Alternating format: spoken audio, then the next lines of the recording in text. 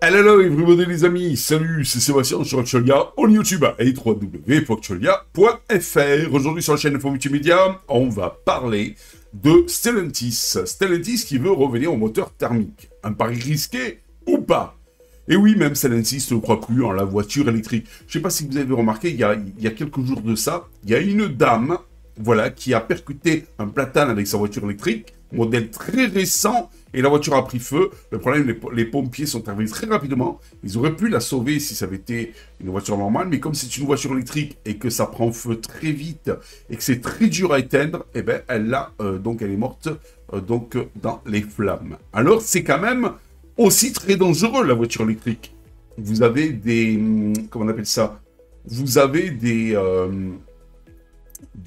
ferries qui maintenant interdisent, la plupart des ferries, qui interdisent, vous savez, ces bateaux où on peut mettre la voiture, donc interdisent les voitures électriques. Pourquoi? Parce qu'une fois, il y a un bateau, il y avait un ferry où il y a une voiture électrique qui a pris feu, et les pompiers n'ont pas réussi à éteindre à temps, enfin les pompiers, les gens qui avec les extincteurs n'ont pas réussi à éteindre à temps la voiture et n'arrivaient pas à éteindre la voiture comme il fallait. Et donc, parce que c'est très dur à éteindre, le feu quand ça prend feu, les batteries, et donc ça a pris le feu à toutes les autres voitures et tout, et le bateau a coulé. Voilà. Il y a plein de choses comme ça. Le problème, c'est que le cas de ce dame qui a eu un accident et la voiture a pris feu avec sa voiture électrique, mais il y a eu 6 cas successifs, donc, et c'est assez dramatique. Alors, malgré tout, la voiture électrique, c'est pas une si bonne chose que ça, je pense. Et Stellantis, lui, carrément, eh bien, veut revenir au moteur thermique. Est-ce un pari risqué ou pas? C'est ce que nous allons donc discuter aujourd'hui. Le constructeur automobile Stellantis, alors si vous ne savez pas qui est Stellantis, c'est la fusion entre PSA, Peugeot Citroën, et Fiat, Chrysler, semble vouloir revenir en force sur le marché du moteur thermique. Au passage, sachez que nous étions les leaders en Europe du moteur thermique.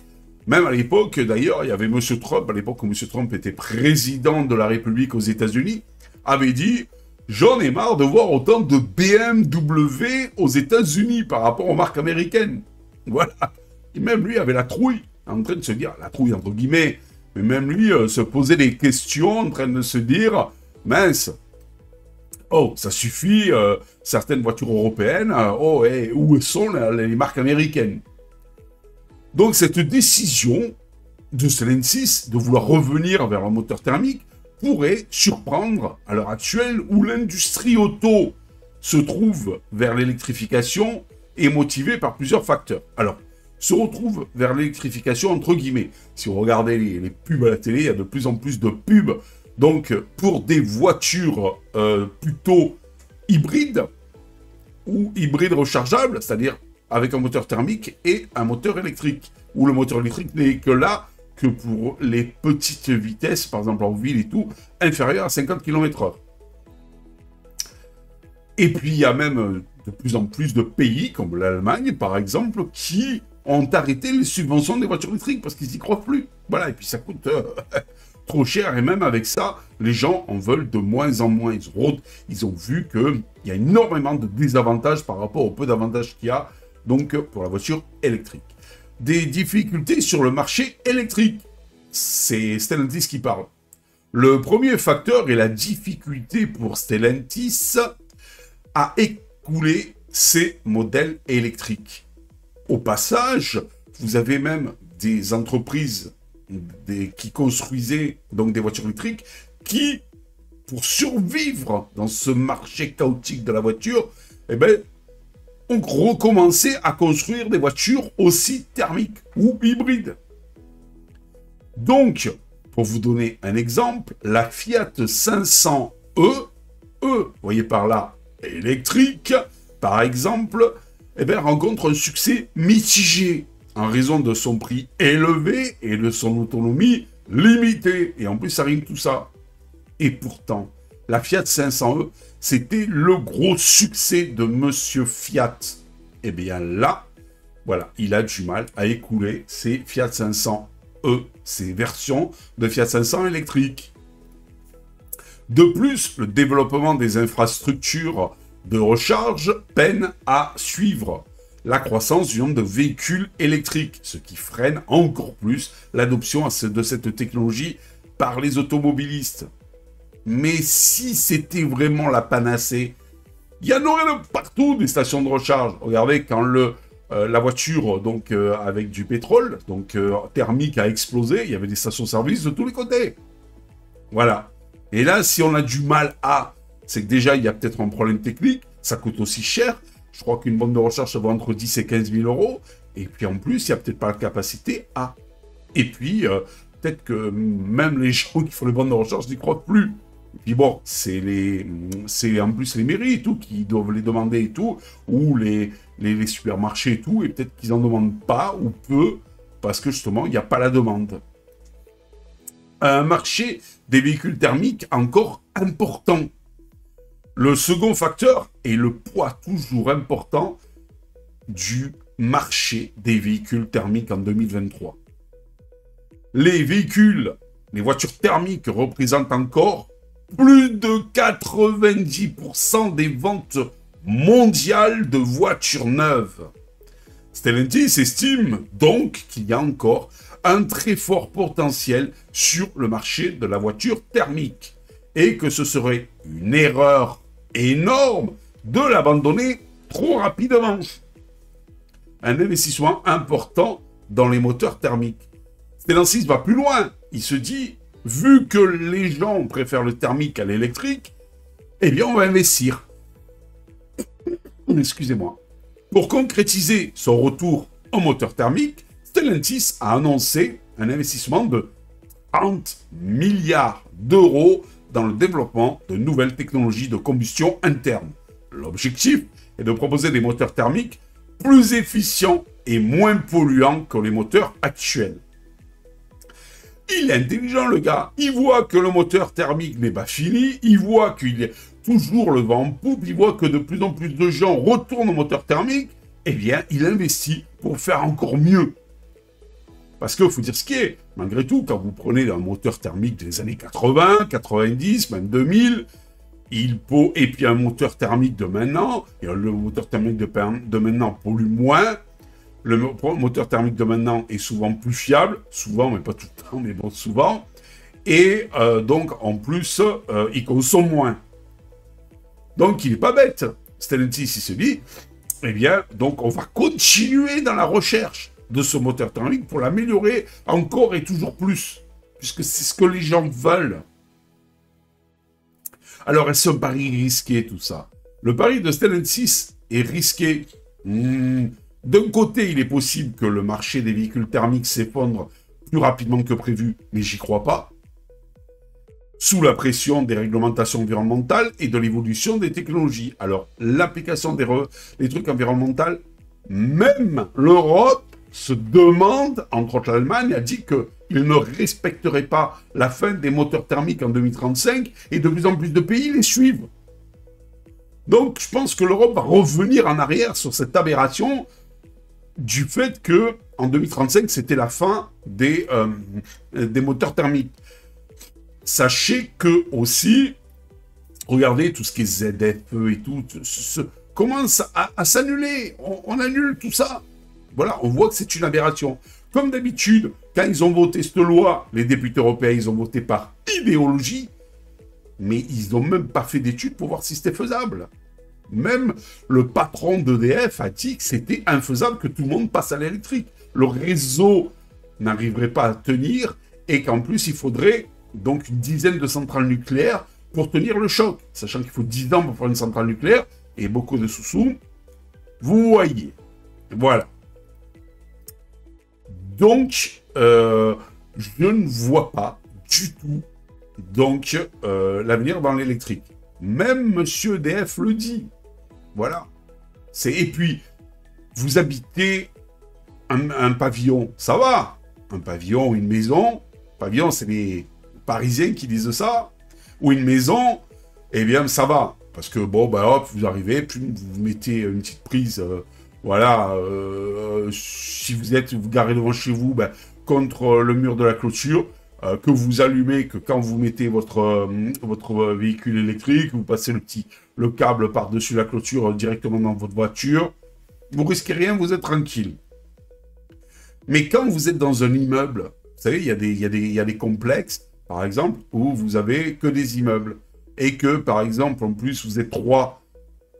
Donc, votre enfant, qui est en âge de conduire, plus votre femme, qui conduit parce qu'elle doit aller au travail, et vous, qui conduisez aussi parce que vous allez au travail. Mais chacun va à des endroits différents, des heures différentes, donc il faut 3 voitures.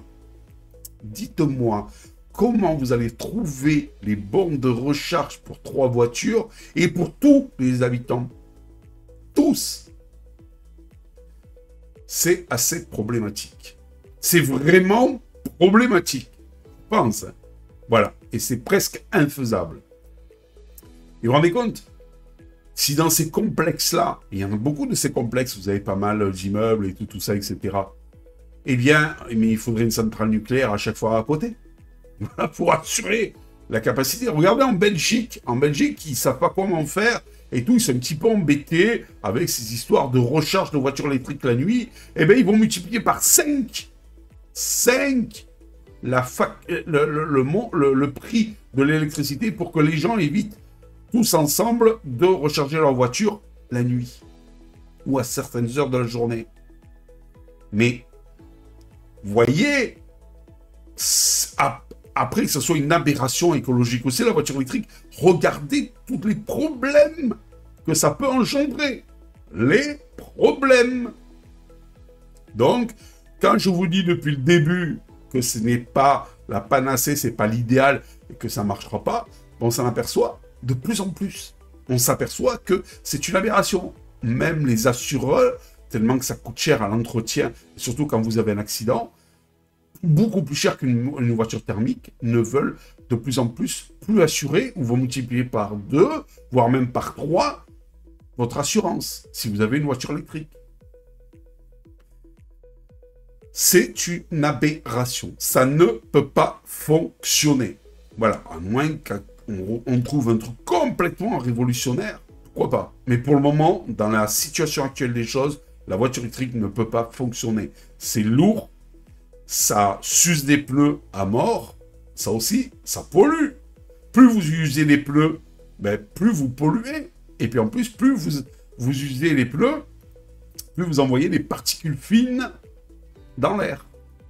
Et oui, et sur une voiture électrique, vu qu'elle est plus lourde, elle accroche plus au bitume et elle suce plus rapidement les pneus. Et d'ailleurs, il y a Michelin, je crois, qui fait ça, qui vous propose des pneus spéciaux pour voiture électrique. Le truc, c'est qu'ils coûtent beaucoup plus cher, mais ils sucent 4 fois plus rapidement. Cherchez l'erreur par rapport à des pneus traditionnels. Voilà. Alors, moi, personnellement, quand je vois tout ça, je suis bien content de encore rouler en voiture thermique. Voilà, tout simplement. Et je pense qu'il faut arrêter. Il faut que nos hommes politiques arrêtent de penser idéologie et s'aperçoivent que c'est une aberration, la voiture électrique. Voilà. Alors, il y en a qui disent, ouais, il faudrait peut-être l'interdire avec tous les problèmes que ça peut engendrer. Je dirais non, mais dire aux gens la réalité. Et petit à petit, c'est le marché, le consommateur, qui, petit à petit, se réorientera où il faut. Et puis, si les constructeurs continuent à faire des recherches dans le thermique et arrivent à faire des moteurs de moins en moins polluants, ça sera le top. Regardez, par exemple, l'éthanol. L'éthanol qui est un